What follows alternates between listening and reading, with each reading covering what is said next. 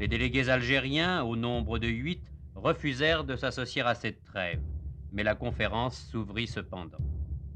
La discussion n'a pas été utile parce que c'était un dialogue de sourds. Après quelque temps, on tournait en rond. Le général a dit à Jox, faut arrêter. Après 3 semaines de discussion, c'est M. Jox lui-même qui annonça aux journalistes que les pourparlers étaient non pas rompus, mais interrompus.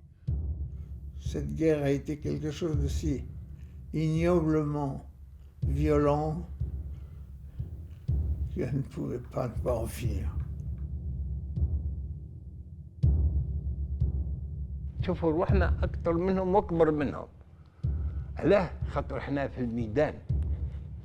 ثبتنا باللي كان جيش التحرير وجيش التحرير اللي هو قاسى 7 سنوات ونص. J'ai trouvé que le général avait un peu tergiversé. Parce qu'il avait mis des préalables qu'il a abandonnés les uns après les autres. Le cessez-le-feu est un aboutissement du règlement politique et non pas un préalable à la négociation comme voulait la partie française.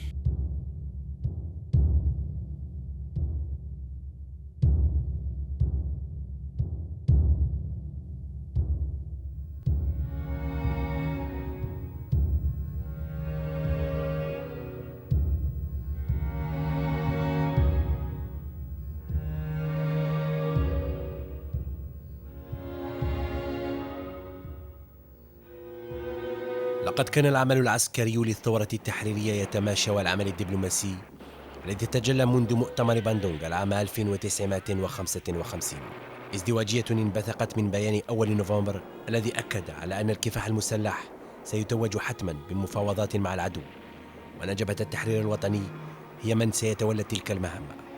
وأمام تطور الأوضاع وتداخلها وبروز القضية الجزائرية على الصعيد الدولي، بدأت بعض الاتصالات السرية بين الطرفين الجزائري والفرنسي في عواصم عدة منها القاهرة، روما، بلغراد وغيرها. Avant 58, il y a eu beaucoup de contacts secrets. En 55, 56, surtout en 56 et même en 57. Mais c'était des contacts plutôt de sondage de la part des gouvernants français à l'époque, en particulier de Guy Mollet.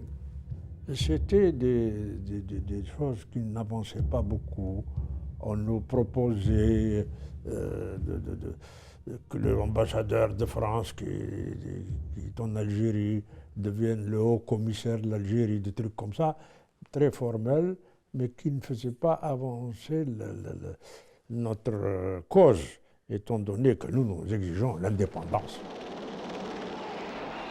1958 دوغول يصل إلى السلطة بعد شد وجذب ساد فرنسا آنذاك، وباشر مهامه بزيارة إلى الجزائر أعلن من خلالها عن جملة من التدابير السياسية والعسكرية، فيقرر مخططات عسكرية لاحتواء الثورة الجزائرية وإثبات وجوده كقوة جديدة. Il ne savait pas très bien comment s'y prendre. Il a d'abord mis le paquet militaire en 58 et 59. L'armée française a été dotée de moyens d'une superpuissance militaire sur le terrain et de ce fait, la négociation a paru laborieuse, voire impossible. De Gaulle n'y croyait pas, mais il a vu que sur le terrain aussi, les Algériens résistaient. وعمر الشعب الجزائري ما حط سلاح، وعمر الشعب الجزائري ما ردخ لفرنسا. هذيك هي القوة تاعنا، جاية من الشعب، جاية من قضيتنا قضية حق. La guerre d'Algérie continuant, s'aggravant de plus en plus, et isolement qui se fait sur le plan international pour ce qui concerne la France.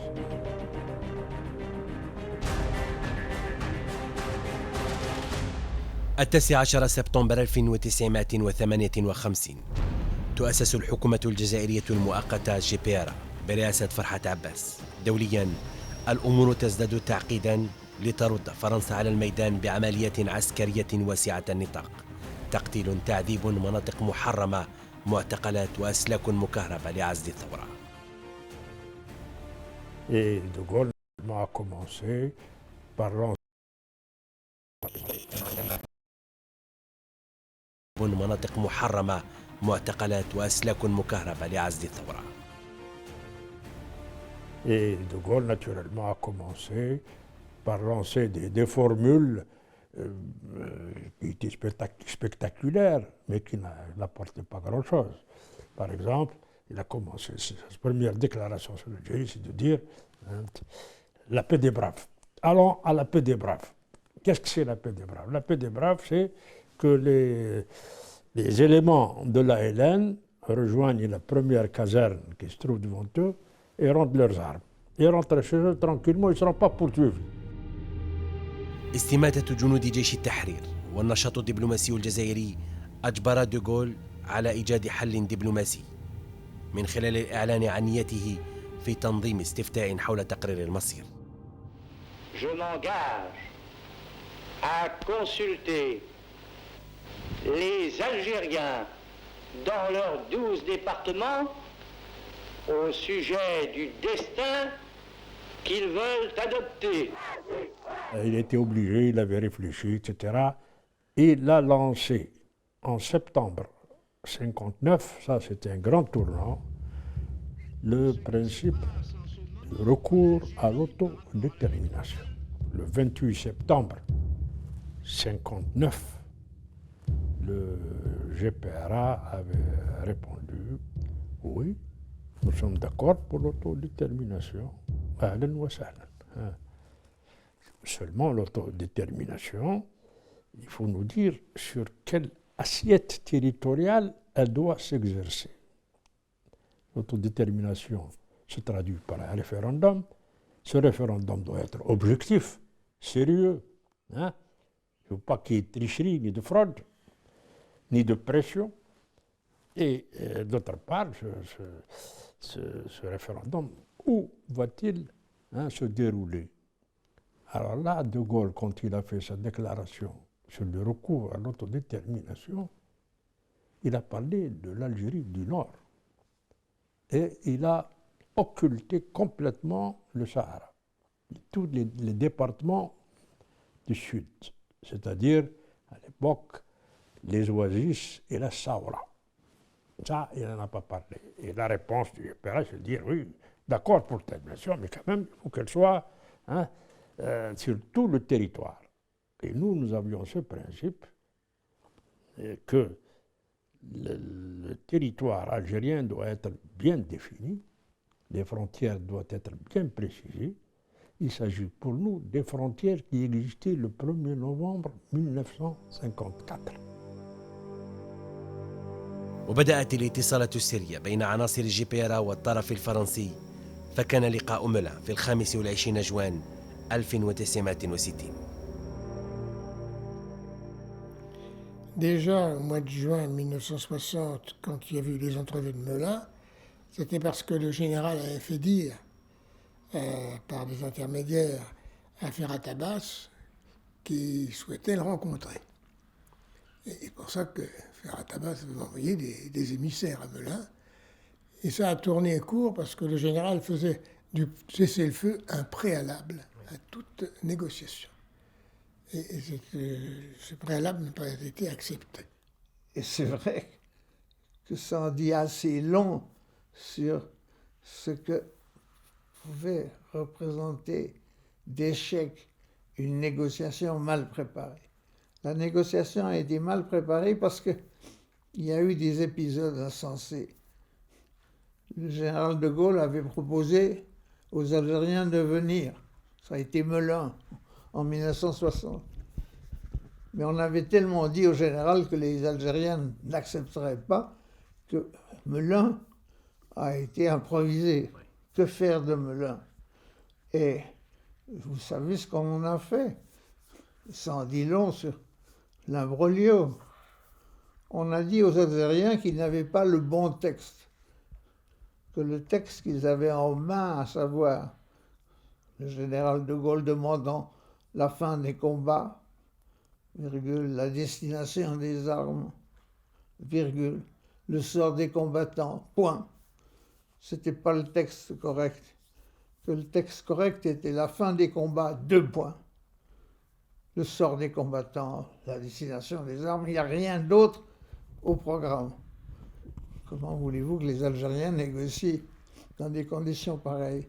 Ça en dit long sur ce qu'était la façon constante de compliquer la tâche de ceux qui voulaient la négociation et de ceux qui ne la voulaient pas, et qui étaient évidemment en nombre, parce que ceux qui ne la voulaient pas se rendaient bien compte que si l'on commençait à négocier, tout allait s'effriter, et peu à peu, l'Algérie française devenir vraiment l'Algérie algérienne.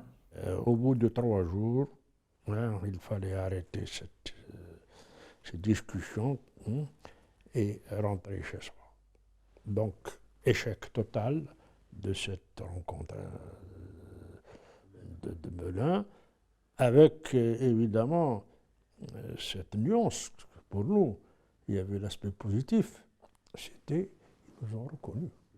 Ils ont reconnu le GPRA comme interlocuteur. Ça, c'était quelque chose d'important qui a eu son effet sur le plan international.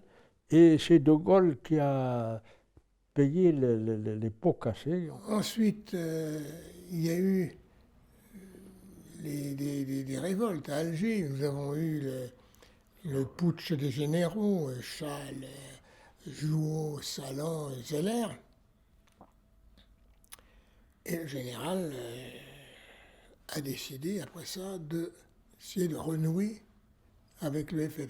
C'est là que le rôle de Boulahrouf aussi, qui a été positif en Suisse, la recherche de voir si les Suisses peuvent être des intermédiaires pour avancer la chose, parce qu'ils étaient pour la paix. Beaucoup de pays étaient pour la paix, la Suisse en particulier. Et donc là, on a eu un homme de certaine envergure quand même, qui était Olivier Long. Et Olivier Long, là, il a fait des efforts, il connaissait Jox personnellement, ils ont fait des études ensemble, etc. Jox était le ministre d'État chargé des affaires algériennes. Alors, donc, avec Olivier Long, il y a eu des contacts qui commençaient à se faire. Et on a eu pour la première fois, je vous ai parlé tout à l'heure des contacts secrets avec Guy Mollet, etc. Et là, pour la première fois, on a eu un contact sérieux. وهنا جاء دور الوساطة السويسرية، وكان لأوليفيه لون دور بارز في تلك الفترة يحسب له تاريخيا. Pour la première fois, là, on a compris qu'il y a une volonté de l'autre côté pour régler le problème.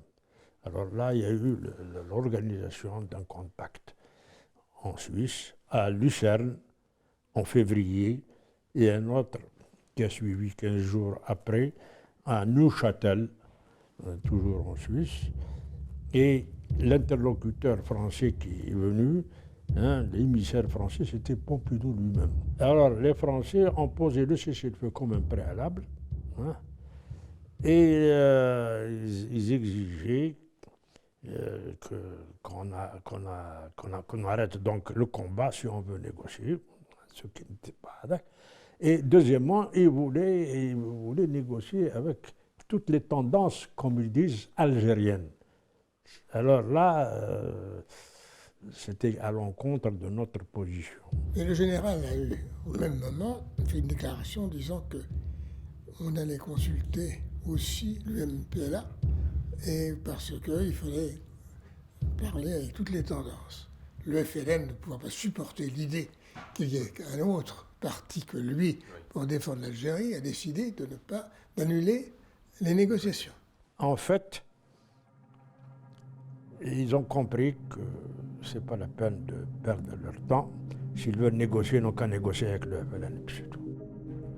وفي هذه الفترة جيش التحرير الوطني يزداد تنظيما، ودبلوماسي والجبهة يتحركون على عدة أصعدة.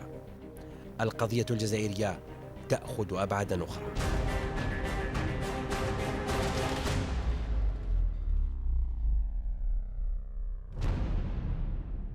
De Gaulle a fini par céder sur cette question.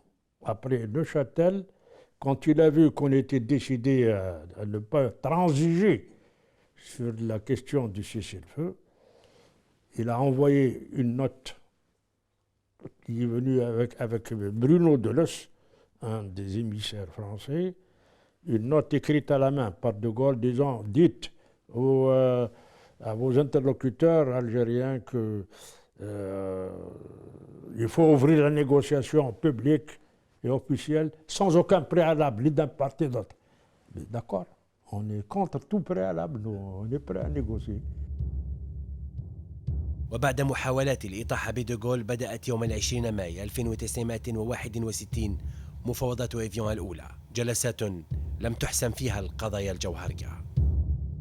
Comme nous avons eu l'occasion de le déclarer, l'Algérie veut accéder à la vie internationale sans complexe, avec le désir sincère de coopérer avec tous les peuples et d'apporter sa modeste contribution au progrès humain. إيف غولون بيلكار آخر شاهد من الوفد الفرنسي على اتفاقية إيفيون. من مواليد العام 1925 كان مكلفا بالملف الاقتصادي آنذاك، عين من قبل دوغول خلفا لبول دولوفرييه الذي رفض مقابلة جبهة التحرير الوطني. إيف غولون بيلكار يعود بنا إلى تلك الوقائع. On n'avait plus personne. De Gaulle a dit, moi j'ai quelqu'un au cabinet qui est inspecteur des finances, qui connaît tous ces problèmes-là, allez-y. Donc c'était Yves Roland Bicard. Je suis donc le spécialiste par défaut, parce que celui qui devait venir, c'est Delouvrier. Voilà donc la raison pour laquelle j'étais là. Et c'est moi qui avais la charge de tout le dossier économique, donc du pétrole, donc du Sahara. En fait, très vite, on a vu quels étaient les points qui accrochaient dans la négociation. Le général voulait d'abord avoir un statut pour les pieds noirs, qui constitue une espèce de communauté, avec des droits spéciaux. Donc un statut privilégié pour les pieds noirs. Il voulait d'autre part que le Sahara ne fasse pas partie de l'Algérie. Il y avait le problème donc du territoire. Le territoire, pas seulement le problème du Sahara, mais aussi le problème de Mers el-Kbir. Mers el-Kbir, il voulait que ce soit une de souveraineté française, c'est-à-dire le Gibraltar français, au flanc de l'Algérie. Ça a été rejeté, bien sûr. Il voulait maintenir les bases, et surtout ils avaient des bases nucléaires, atomiques dans le sud. Alors il y avait Heinecker, il y avait Reagan, il y avait le périmètre Colomb-Béchar, Amaguir, etc. C'est là que la fusée, là ils ont fait leur bombe atomique, là-bas, Reagan, et ensuite ils ont fait aussi leur fusée. La fusée Marianne qu'ils ont fait en Polynésie avait commencé à Béchar, dans le centre d'essais spéciaux, n'est-ce pas?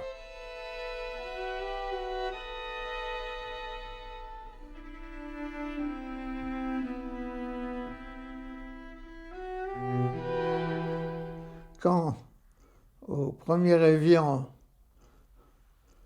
M. Jacques, qui présidait la délégation, déclare qu'on ne va pas parler du Sahara, parce que ce n'est pas le sujet, la dame se lève en disant « Écoutez, je suis navré, il faut que je m'en aille, parce que le Sahara, c'est mon affaire. » قال لك صحراء فرنسويه وصحراء خاطبه تبعاش سعد دحلب الدكان نتاعو والفياقه تاعو والقدره تاعو وقف. قعد جوز قال له مسيو دالاب قال له vous dites que je suis français parce que moi je suis du sud قال له je suis du sud et vous dites que le sud c'est français donc moi je suis français j'ai rien à faire avec les Algériens je reste ici. قال له bon monsieur Dalab on a compris On n'a qu'à pas les femmes là. Il savait très très bien qu'une guerre comme la guerre d'Algérie allait se gagner par la discussion et forcer à la conviction l'adversaire. Autrement dit, la négociation était très importante. Et il l'amenait comme personne. Il l'amenait aussi avec un humour, je dirais un humour campagnard. C'est pas ce que j'appellerais un paysan, au sens, pour moi, je suis d'origine paysanne et je considère que le paysan a naturellement une part de ruse et de ce fait finit toujours par l'emporter. Ce que Krim Belkacem, qui dirigeait la délégation algérienne, a résumé en disant « Nous sommes pour l'unité du peuple, donc on ne va pas faire des distinctions entre les Algériens. Les pieds noirs sont bienvenus pour être algériens s'ils y restent, mais ils seront traités comme les autres. Ils n'auront pas un statut particulier. Et puis l'unité du territoire. Nous n'entendons pas qu'il y ait une parcelle quelconque du territoire qui échappe à notre souveraineté. Le premier Évian a eu lieu en fait trop tôt. Rien n'était prêt, il n'y avait pas de carte commune, il n'y avait pas de dossier établi. Les Algériens se sont trouvés devant un tapis vert. Les Français avaient d'ailleurs tendance à dire, quand les Algériens verront un tapis vert, ils vont se plier. Oui, le tapis vert n'a pas eu d'effet. البساط الأخضر لم يخف الوفد الجزائري ولا الحرب البسيكولوجية التي مارستها فرنسا، فكانت الندوات الصحفية لشرح مواقف الجزائر التي نشطها المتحدث باسم الوفد رضا مالك بمثابة المنبر الذي استعملته الجي لإيصال رسائلها. À Évian, c'était une condition très difficile parce que on négociait sur la place publique. Après chaque réunion, il y avait Thibault qui devait faire un compte-rendu à la presse. Les Algériens faisaient la même chose de leur côté en Suisse. Et c'est pas sur la place publique qu'on peut négocier des choses comme ça. Et on ne peut pas faire sur la place publique, mais on est obligé, nous, on est pour la transparence. Il fallait prendre à témoin l'opinion mondiale. Ça, l'histoire de Melun, où on ne peut pas non plus nous dire, on peut ne peut pas faire des négociations enfermées dans une préfecture. Hein? Ça aussi, ça ne marche pas. Alors, les choses étaient là. Le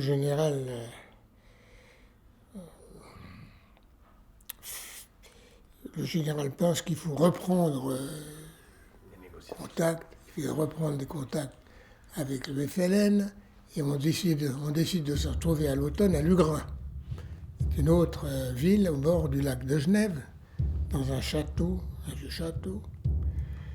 Et bon, voilà, les mêmes problèmes, les mêmes réponses, les mêmes incompréhensions qui se concentrent vraiment sur le problème du Sahara. Krim Belkacem, qui dirige la délégation, disait non. Nous voulons une réponse sur le Sahara. Si il n'y a pas de réponse, on est obligé de quitter la salle et de rentrer chez nous. De toute façon, le combat se poursuit. Il ne s'est jamais arrêté. Après Lugrin, le général nous fait venir avec Jox, Claude Chaillet et Bruno Deleuze, c'était l'équipe vraiment de négociation, pour on lui donne,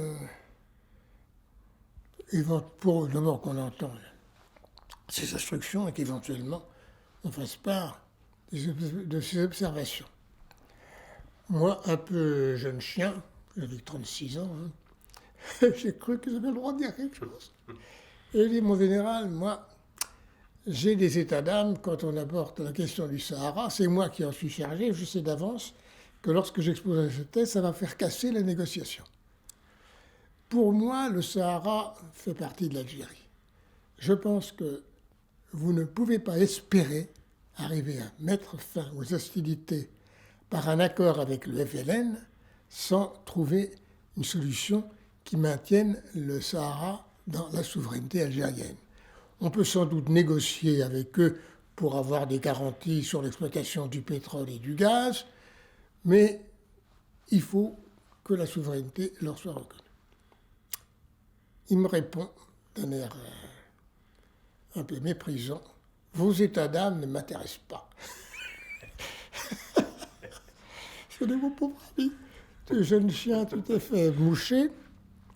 Quelle ne fait pas ma surprise, 8 jours après, un discours du général au cours d'une interview qu'il a donnée à l'Élysée. Et qui peut penser que l'Algérie pourrait un jour renoncer au Sahara? Nous pourrions sans doute trouver un accord. Conférence de presse de Gaulle, et il fait une ouverture sur le Sahara, avec une formule en disant « En ce qui concerne la souveraineté sur le Sahara, il ne saurait y avoir d'ambiguïté dès lors que nous tomberions d'accord sur une politique générale de la coopération. » Voilà. Reda Amalek me dit ensuite, quand on a entendu ça, on s'est dit, ben voilà, maintenant on va pouvoir trouver peut-être un accord.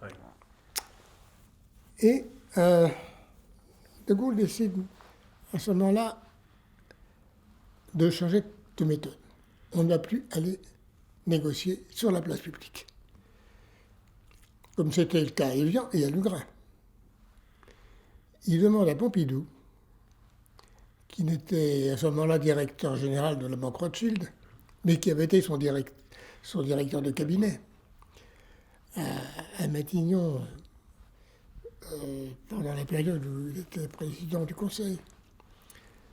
Il lui demande de prendre contact avec le FLN pour savoir s'ils sont prêts à négocier et à quelles conditions. Je ne sais pas ce qui s'est passé, là. Tout ce que je sais, c'est que Pompidou est revenu, après ça, qu'il a rendu compte au général et à Jox, en disant oui, les Algériens sont sérieux, ils sont prêts à négocier.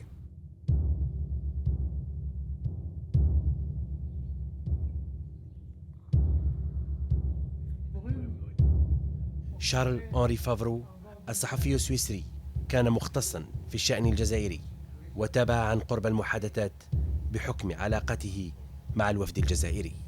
Avec Reda Amalek surtout, parce que c'était lui le porte-parole et c'était naturel que je sois très proche de lui. J'avais été très proche de lui pendant toute la période de la guerre d'Algérie à Tunis et nous étions amis. À l'époque, Reda Amalek et Ahmed Boumenzel étaient un peu les interlocuteurs des journalistes qui se faisaient appeler d'ailleurs le Maghreb Circus. C'était un certain nombre de journalistes qui avaient pour fonction d'essayer de comprendre ce qui se passait. Et parmi ces journalistes, il y avait Brady du New York Times, Matthews de la BBC, Jean Daniel, que tout le monde connaît, Jean-François Kahn, Lambotte, enfin bref, j'étais assez sollicité par eux parce que j'avais souvent ce qu'on appelle des scoops. J'étais très prudent, dans le sens qu'il fallait absolument éviter une chose, c'était que la guerre continuât. Il fallait absolument finir avec ce conflit effrayant dont le peuple algérien faisait les frais dans quelle proportion très désastreuse. Croyez-moi, on l'a un peu oublié. Ça a été des années terribles que les années de la guerre d'Algérie. القضية الجزائرية تشد الأنظار الدولية التي بدأت تقتنع بالطرح الدبلوماسي الجزائري ومصداقية الثورة وتعنت الجانب الفرنسي لتدار آخر حلقة من المسيرة. quelque temps après, Jox rencontre avec Bruno Deleuze et Claude Chaillet Saad Dalab, et ils se mettent d'accord sur cette méthode. Alors moi, j'ai été chargé de préparer des textes sur les sujets qui relevaient de ma compétence. Il y avait les problèmes économiques, la garantie des droits économiques, et puis beaucoup de dispositions concernant le code pétrolier, pétrole. Et je donnais ces textes à Bruno Deleuze et à Claude Chaillet, qui eux-mêmes les discutaient, je pense, avec Ben Yahya, qui était un de leurs interlocuteurs secrets. Et ils me renvoyaient des textes en me disant, écoutez, là, il faudrait changer ci, oui, il faudrait déployer de ça, etc. Mais dans l'ensemble, ça peut aller. Les négociations, d'ailleurs, ont été menées sur le pétrole de manière classique, comme elles ont été menées à peu près partout dans le monde, entre compagnies et gouvernements. Et l'Algérie a toujours respecté scrupuleusement ses engagements. Le 18 février, à 2h du matin, on a paraphé les textes.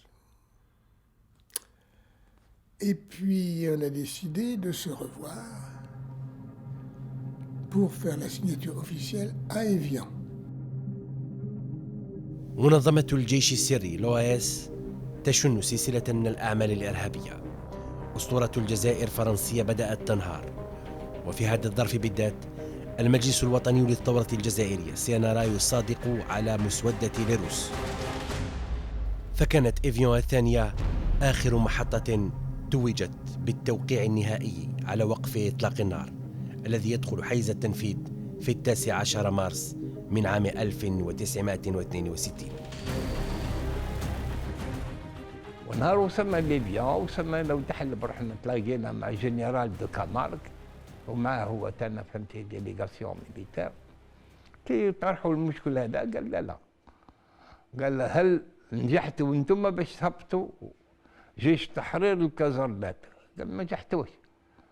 وشي اللي ما ربحتوهاش على الارض تحبوا تربحوه على الطابله؟ قال لا قال جيش تحرير ما يهوش الكازرنات، ونطلبوا احنا للامن وباش يعني يسلسل في هذا يعني ايقاف النار يكون عنده مفعوليه، لابد من الجيش الفرنسي لما يغادر التكنه تاعو باش ينزل الميناء باش يركب يروح لبلاده يروح لفرنسا، لازم يكون عنده رخصه من قائد الولايه ولا قائد المنطقه ولا قائد الناحيه، يحط له الخاتم نتاعو باللي مسرحه يخرج من التكانه ويهود للميناء.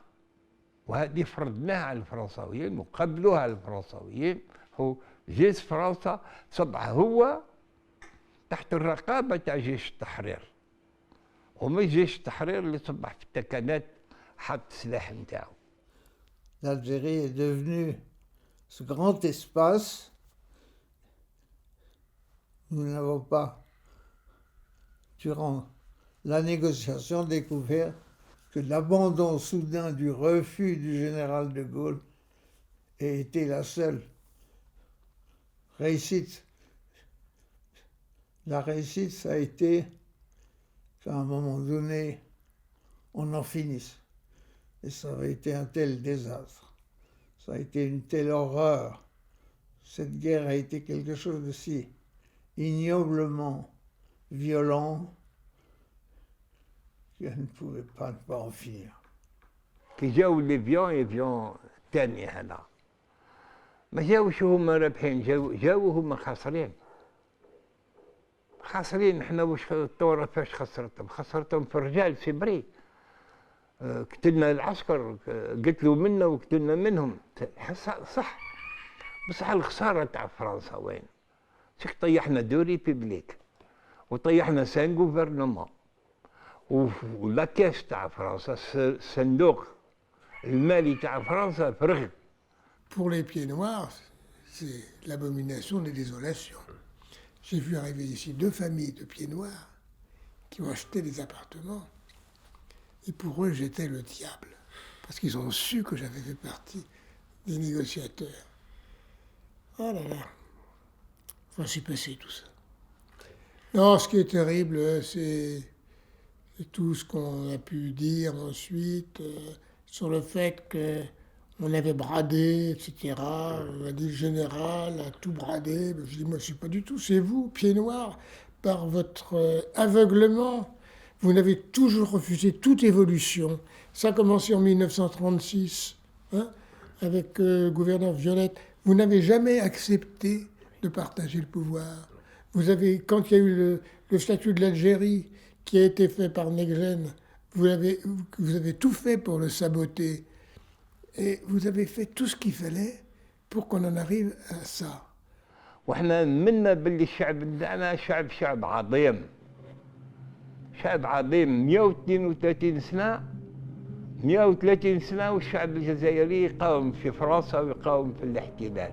وعمر الشعب الجزائري ما حط سلاح وعمر الشعب الجزائري ما ردخ لفرنسا.